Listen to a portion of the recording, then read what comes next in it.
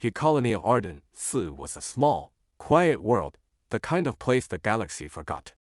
Its forests shimmered with blue-leafed trees that hummed when the wind blew through them, and its nights were clear enough to see the swirl of the milky halo above. For humans, it was home, not a fortress, not a prize, just another peaceful corner of the universe where children could run through fields and dream about the stars. Ilara was one of them, 7 years old, with hair like black glass and a mother who hummed songs from Earth's ancient oceans. Lena, her mother, worked as a biologist, studying the local flora. Her hands always smelled faintly of pollen and antiseptic, a combination Ilara said was warm like home. They had come to Arden as part of the second-wave settlers after the Frontier Accords opened new regions for habitation. There were no soldiers here, no fortresses, no weapons beyond a few plasma rifles stored in dusty lockers. The colony's only link to the rest of humanity was a relay satellite that sent weekly transmissions. It was a quiet, safe life, or so they believed. News reached them weeks late, carried by merchant freighters. Talk of unrest in the Galactic Empire. Whispers that the Emperor had decreed all non-imperial systems were to reaffirm allegiance or face disciplinary measures. On the holofeeds, officials called it rhetoric. Nothing to fear. The Empire was vast. Humans were a minor annoyance, a species tolerated for their trade and technology. Lena didn't believe it would ever touch them. The stars aren't cruel, she told her daughter one evening as they watched a storm roll over the mountains. Only the people who forget they're alive. Ilara had nodded, not understanding but memorizing every word. Then the day came when the sky burned. It began as a streak of light over the horizon, a meteor, someone said. Then another, and another, until the night became noon.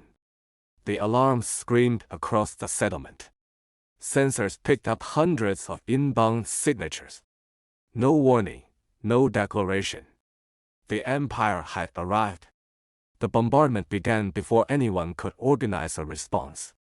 Plasma rounds fell like rain, incinerating forests and leveling habitation domes.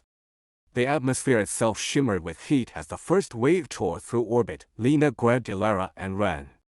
The ground quaked under their feet as buildings collapsed around them. The air filled with smoke and the smell of burning metal. People screamed. Ships tried to launch, only to be vaporized mid-ascent. The local defense grid never even powered up. The Empire's jamming fields crushed every frequency. To them, this wasn't war. It was extermination. Through chaos, Lena carried her daughter into the forest. The blue leaves were aflame, turning the air into a storm of ash and sparks. Ilara clung to her mother's neck, silent except for the small, broken sound of her breathing. They found a service tunnel, an old mining route from the early settlement days, and slipped inside. 4 hours, they moved through the darkness, guided by emergency lights and the sound of the bombardment fading above. When they emerged, night had fallen. The colony was gone. Where houses had been, there was glass. The Kong Tower was a twisted skeleton. The few survivors huddled around what had once been the central plaza, stunned, bleeding, waiting for rescue that would never come. Lena knew they had to reach the northern ridge. That's where the underground relay bunker was. If she could activate it, maybe she could send a distress signal. Maybe someone would hear, but the Empire's troops were already there. Dropships had landed, disgorging soldiers in black armor bearing the crimson crest of the Imperial Legion. They called it a purge. The humans who resisted were executed on sight. Those who surrendered were herded into pens for processing. Lena saw it all from the shadows, holding her child close. One of the soldiers laughed as he torched a family trying to flee. Another bragged about promotions. Ilara whispered, "Why are they doing this?" Lena had no answer. She only held her tighter. When the soldiers began sweeping the area, Lena knew hiding wasn't enough. She waited until night and slipped toward the ridge. She carried Ilara on her back, one arm cradling the child, the other gripping a small plasma cutter, not a weapon, but all she had. The bunker was close. She could see the faint blue light of the terminal beneath the wreckage of the Kong Tower. Just a few more meters, a spotlight found them. Voices shouted in a language Ilara didn't understand. Lena turned, shielding her daughter. The soldiers surrounded them, faceless, metallic, efficient. One stepped forward, his insignia marking him as a commander. He demanded their identification. Lena refused. He asked again. She spat in his face. There was no hesitation. A pulse of plasma struck her chest. She fell instantly. Ilara screamed, reaching for her mother's hand, but it was already cold. The soldiers laughed and moved on. To them, it was nothing. Another insect crushed. Another example made hours later. Human recon ships from a nearby system arrived, answering fragments of a broken distress call. They found the colony silent, bodies scattered across the plains. Among the wreckage, a single biosignature flickered faintly inside the relay bunker. A child, barely alive, holding a locket in her hand. They took her aboard. The medical officer tried to speak, but Ilara wouldn't respond. She just kept whispering the same words over and over. They killed my mama. When the officer finally managed to get her to look up, she asked in a trembling voice, "Will the soldiers come now?" The officer didn't know what to say. He recorded her words as part of the distress log, unaware that those few seconds would soon ignite a storm across human space. The message was transmitted through encrypted channels, copied, analyzed, and archived until one copy reached a secure terminal deep beneath the Terran Assembly Defense Headquarters. The tag on the transmission identified the colony, the victims, and the incident classification, atrocity level red. But what drew attention wasn't the data. It was the voice of the child. The message was forwarded to a private contact labeled Kale Draven, retired. Draven had once been the most feared human in the galaxy. During the War of Extinction, when the Federation collapsed and humanity fought alone against a dozen species, it was Draven who turned hopeless battles into impossible victories. He commanded the 3rd Expeditionary Fleet, known as the Wolves of Earth. To his enemies, he was the Butcher of Vega, a name spoken only in whispers. To his soldiers, he was the man who made the galaxy fear humans again. But after the war, he vanished. Rumors said he had grown weary of politics and death. Others claimed he exiled himself after refusing to burn a planet of civilians, disobeying orders from the Assembly. He lived now on a forgotten asteroid station, surrounded by silence. His hair was gray, his eyes like cold steel dulled by regret. When the encrypted signal reached him, he almost ignored it. Then he heard her voice. A little girl crying for her mother. No sound of battle. No propaganda. Just raw, human grief. Draven sat in silence long after the recording ended. Then he played it again. And again. The 3rd time, his hands were trembling. He rose slowly and looked at the empty command chair across from him, once occupied by his late wife, another casualty of a war that had never really ended. His reflection stared back at him in the glass. The old monster. The man he'd sworn to bury. He opened a secure channel. "Admiral Reyes," he said when the connection linked. The startled voice of his former second-in-command came through. "Sure. We thought you were dead." "Prepare the 3rd Fleet," Draven said, his tone calm but final. "We answer children." The 3rd Human Expeditionary Fleet came alive like an ancient beast stirring from its slumber. Across the void, ships that had been silent for decades reactivated one by one, reactor cores glowing blue, thrusters breathing plasma into the dark. The fleet stretched across the orbital horizon, carriers, destroyers, and frigates bearing the insignia of a silver wolf, a relic from wars the galaxy had long forgotten. When humanity built the Wolves of Earth, it was not for conquest, but survival. Now, they returned not as saviors, but as reckoning. At the heart of it all stood General Kale Draven. His hair was silver now, but his voice carried the same weight that had once bent the will of soldiers and terrors alike. On the bridge of the Resolute, he spoke softly to his officers, each word measured. "They think we're fighting for revenge. We're not. We're fighting to make sure no child ever cries like that again. There was no cheering, no applause. Only grim silence, the kind that soldiers make when they understand what's coming. The first target lay on the edge of Imperial space, a logistics hub called Morhar Station, responsible for fueling the fleets that had raised Arden 4. The Empire didn't consider it vulnerable. Why would they? The humans had no right to reach this far into the heart of power. But Draven's fleet didn't attack from hyperspace corridors. They came through dead zones, mining fields, and derelict routes forgotten by Imperial cartography. Humanity's greatest weapon wasn't its ships, it was its creativity, its refusal to think like anyone else. Mortar Station sensors detected a fleet too late. The human ships emerged from the shadow of a nearby moon, formation perfect, their hulls invisible until they ignited weapons. There were no demands, no speeches. The humans struck first and fast. Within minutes, the entire orbital defense network was shredded.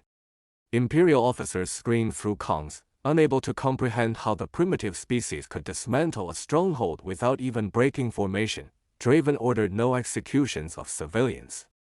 He transmitted one single message before the bombardment ended, a recording of Ilara's voice. The child's cry echoed across every Imperial frequency. They killed my mama, then silence. No threat followed. No justification. Just the truth. The galaxy heard it. The effect was more devastating than any weapon. News spread like wildfire. For the first time in centuries, the Empire had suffered a defeat not by a coalition, not by rebellion, but by a single human fleet acting with surgical precision.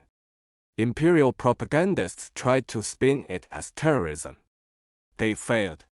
Civilian freighters fleeing the station carried stories of human soldiers who treated prisoners instead of killing them, who broadcasted evidence of the Empire's massacres instead of hiding them. Across dozens of systems, Imperial citizens began to question everything. Draven understood fear better than anyone, but he also understood something more dangerous: shame. The Empire ruled through terror. Humanity fought through conscience. Every strike they made exposed the truth. Every victory wasn't just military, it was moral. The next blow fell on the supply convoys supporting the 17th Imperial Fleet. Human corvettes, small and agile, ambushed them along trade routes. Instead of simply destroying the ships, they boarded them, captured officers, and transmitted their confessions live. Entire planets watched as Imperial captains admitted to executing civilians on orders from high command. Humanity didn't need propaganda. They just needed the truth. The Imperial Senate called for retaliation. Admirals who had never known real war scrambled to assemble counterfleets. They believed the humans were few, scattered, undisciplined. But every time they attacked, they vanished into traps laid with mathematical perfection. Draven's strategies rewrote the laws of void warfare. He used gravity wells as slingshots, asteroid belts as cover, and decoy signals to make fleets appear triple their size. The Empire lost 3 armadas in a single month, reports reached the Emperor himself. Enraged, he demanded the extermination of all human colonies within Imperial borders. The order spread through military channels, and entire planets burned again. The cycle repeated, arrogance answered by vengeance. But Draven didn't mirror the Empire's brutality. His fleets intercepted the genocide squads and dismantled them with terrifying precision. Prisoners were treated and released, but not before they were forced to broadcast what they'd done. The galaxy's perception shifted. The Empire looked less like order and more like madness. Meanwhile, on the Resolute, Ilara had become a quiet presence among the crew. She wandered the corridors clutching her mother's locket, watched over by soldiers who treated her like their own. She didn't understand the scale of the war. All she knew was that when she asked Draven if he was making the bad people stop, he nodded and said, "I'm teaching them to remember pain." She smiled, small and innocent, and said, "Mama said remembering makes you kind." Draven had no answer for that. It haunted him more than any battle. Each victory came at a cost. Draven's ships sustained damage, supply lines stretched thin, and the political factions on Earth began to fracture. The Terran Assembly feared Draven's growing influence. They sent encrypted orders demanding he stand down, warning that his actions could lead to total war with the Empire. Draven ignored them. The Empire already started it, he told his staff. The only way out is through. The war began to escalate beyond control. The Empire deployed 4 grand fleets, totaling nearly 20,000 ships, to crush the humans once and for all. It was the largest military force assembled since the Unification Wars. They moved like a tidal wave, sweeping across neutral sectors, burning everything that stood in their path. Draven didn't run. He didn't meet them head-on either. He scattered his forces, leaving trails of false transmissions that lured the Empire deep into abandoned sectors. When the enemy fleets arrived, they found empty space and then the trap closed. Human mining stations had been converted into kinetic accelerators. Asteroids, hollowed and fitted with engines, launched at relativistic speeds. The first impacts tore through capital ships like paper. When the Imperial fleets tried to retreat, they found the hyperlanes collapsing, sabotaged by human engineers using experimental gravitational detonators. 3 fleets were lost in the chaos. The 4th fled in panic. The survivors sent reports filled with disbelief. The humans weren't fighting for survival anymore. They were fighting with purpose. Every battle followed a pattern. Every strike carried meaning. On captured frequencies, the same signal repeated again and again, a human child's voice followed by 7 words. For every child you may cry. Galactic fear spread faster than light. Border worlds began defecting, offering supplies to humanity. Alien species once terrified of both the Empire and humans began to see the truth that Deathworlders were not conquerors. They were defenders of something sacred. The Emperor, enraged and humiliated, ordered the execution of every Imperial officer who had failed to contain the humans. Whole fleets were purged. The paranoia fractured the command structure, creating chaos within. Draven capitalized on it. He launched Operation Wolf's Fang, simultaneous strikes across 20 systems designed not to destroy, but to expose. Every assault was recorded and transmitted. Every atrocity the Empire had committed was projected across the stars. No propaganda could bury it.